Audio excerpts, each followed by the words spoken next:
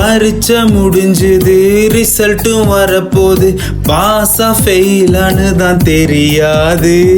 பார்த்து எழுதுன, கேட்டும் எழுதுன, ஃபெயிலு ஆனாடி குறையாது.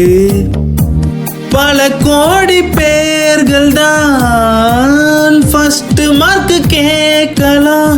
ஜஸ்ட் பாஸ் மட்டும் ஆனா எனக்கு அது போதுமே. ஊரு ஃபுல்லா வெயிட்டிங்ல இருக்கு, ஃபெயிலு ஆனா புடிச்சிரும் கிறுக்கு. டாடி மம்மி பெல்ட்டுக்கும் கரண்டிக்கும் ஒர்க்கு.